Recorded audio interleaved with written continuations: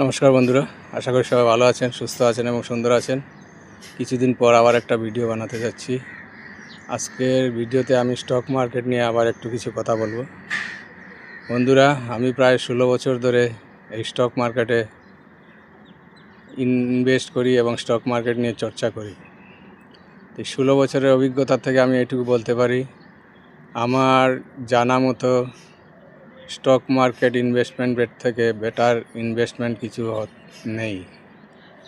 Selected কিছু প্রপার্টিতে হয়তো বা আপনি বেটার রিটার্ন পেতে পারেন, কিন্তু আমার মতে 10 বছর বা তার যদি বেশি টাইম পিরিয়ডের জন্য আপনি ইনভেস্ট করেন তাহলে স্টক মার্কেট থেকে ভালো রিটার্ন কোথাও পাবেন না। আর যদি আমার ভিডিওগুলো বিশেষ করে আমি ইয়ং জেনারেশনের প্রতি লক্ষ্য রেখে বানাই, ইয়ং জেনারেশনের লোকরা যদি আমার এই ভিডিওটা দেখছেন এবং আপনারা যে কাজ করছেন, যে চাকরি করছেন বা কোনো বিজনেস করছেন, সেটা যদি আপনাদের পছন্দ না হয়, তাহলে যদি আপনি স্টক মার্কেটে ভালো ভালো কোম্পানিতে লং টার্ম বলতে মিনিমাম 10 বছর বা তার বেশি যদি রেগুলার প্রতি মাসে ইনভেস্ট করেন, তাহলে আপনি 10 থেকে 20 বছরের মধ্যে একটা ফাইন্যান্সিয়াল ফ্রিডম পেয়ে যেতে পারেন। আমি অ্যাবসলিউট ফাইন্যান্সিয়াল ফ্রিডমের কথা বলছি না, আমি বলছি যেটা আপনার চাকরি বা বিজনেস করছেন এখন, সেই চাকরি বা বিজনেস আপনি ইচ্ছে করলে ছেড়ে দিতে পারেন। এটা আমি মোটামুটি একটা গ্যারান্টি নিয়ে বলতে পারি।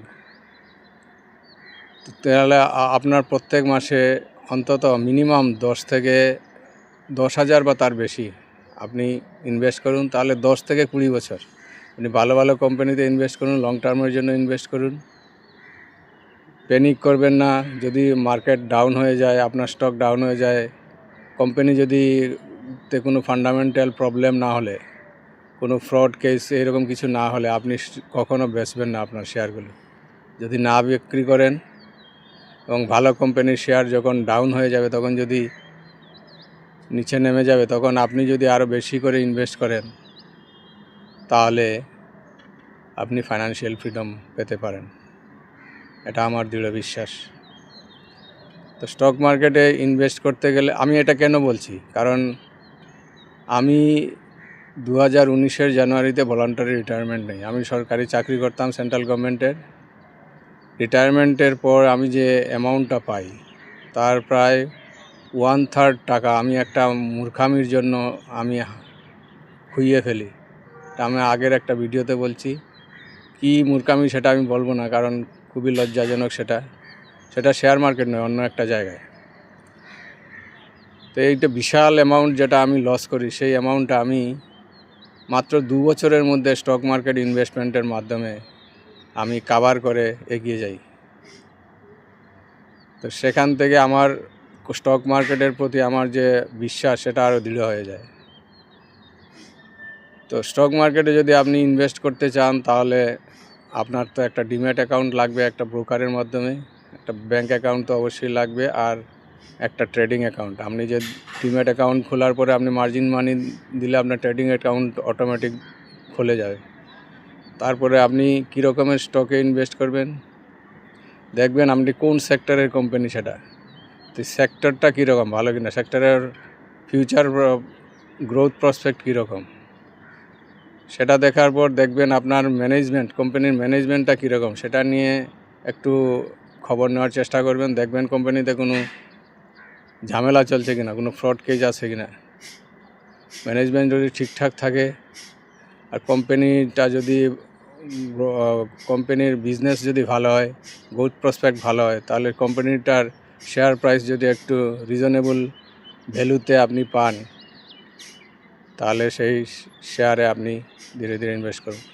আর অন্তত 10 থেকে 15টা কোম্পানিতে আপনি ইনভেস্ট করুন প্রত্যেক মাসে, ডিফারেন্ট সেক্টরের। সেগুলি আপনি নিফটি 50 বা নিফটি 100 বা মিড ক্যাপ যে কোম্পানিগুলো আছে সেইগুলির থেকে সিলেক্ট করতে পারেন, বা স্মল ক্যাপেও যেতে পারেন। তার জন্য কিছু রেশিও আছে যেগুলো আমি ইম্পর্টেন্স দিই, সেটা হচ্ছে একটা হচ্ছে কোম্পানির ডেপ্ট কীরকম সেটা দেখতে হবে। বেশি ডেপ্ট বা দেনা থাকা কোম্পানিগুলিতে আমি ইনভেস্ট করি না। তারপরে দেখতে হবে ROC, return on capital employed. Skinner.com বলে একটা আমি এটা ফলো করি, ওইখানে গেলে ওই সব পাওয়া যায়। আরও অনেক ওয়েবসাইট আছে, সেখান থেকে আপনি এগুলি কালেক্ট করতে পারেন। ROE দেখতে হবে, return on equity. ROC, ROE এগুলি 15%-এর বেশি হলে ভালো। তারপরে P ratio, price two earning, মানে আপনি একটা কোম্পানির শেয়ারে যে টাকা লাগাবেন, সেই কোম্পানি 1 টাকা ইনভেস্টমেন্টের আর্ন করার জন্য কত টাকা আপনাকে ইনভেস্ট করতে হচ্ছে, সেটা হচ্ছে P ratio, price earning ratio. এবং তারপরে আরেকটা যে রেশিও যেটা আমি খুব ইম্পর্ট্যান্ট, সেটা হচ্ছে পিইজি রেশিও। রেশিও থেকে পিইজি রেশিওটা বেশি important. P two earning growth যত বেশি হবে তত পিইজি রেশিওটা 1 থেকে কম হলে খুবই ভালো। আর যদি একটু বড় কোম্পানি আছে, ছোটো কোম্পানিতে তো 1-এর কম হওয়া উচিত, একটু বড় হলে 1.5, বা যদি লার্জ ক্যাপ হয় তাহলে 2 পর্যন্ত যেতে পারেন। তারপরে দেখবেন কোম্পানির ফ্রি ক্যাশ ফ্লো কীরকম। ফ্রি ক্যাশ ফ্লো থেকে আরেকটা যে operating cash flow, operating cash flow কীরকম। কোম্পানির অপারেটিং ক্যাশ যদি নেগেটিভ হয় তাহলে ওই কোম্পানিতে আমি জেনারেলি ইনভেস্ট করি না। অপারেটিং ক্যাশ ফ্লো ভালো হতে হবে। তাছাড়া প্রফিট মার্জিন কীরকম সেটা দেখতে হবে, ইবিটা মার্জিন, প্রফিট মার্জিন, এইরকম কিছু রেশিও আছে, সেগুলো আপনাকে দেখতে হবে। তার জন্য কিছু বই আপনাকে পড়তে হবে। স্টক মার্কেট যদি লং টার্মে ইনভেস্ট করতে চান তাহলে আপনার নলেজ গেদার করতে হবে। তার জন্য কিছু ভালো বই আপনাকে পড়তে হবে। আমি একটা বই বিগিনারদের জন্য রেকমেন্ড করছি, সেটা হচ্ছে how to stop losses and earn consistent in stock market by Prosenjit Pal. খুব সিম্পল বই, বিগিনারদের জন্য খুব ভালো।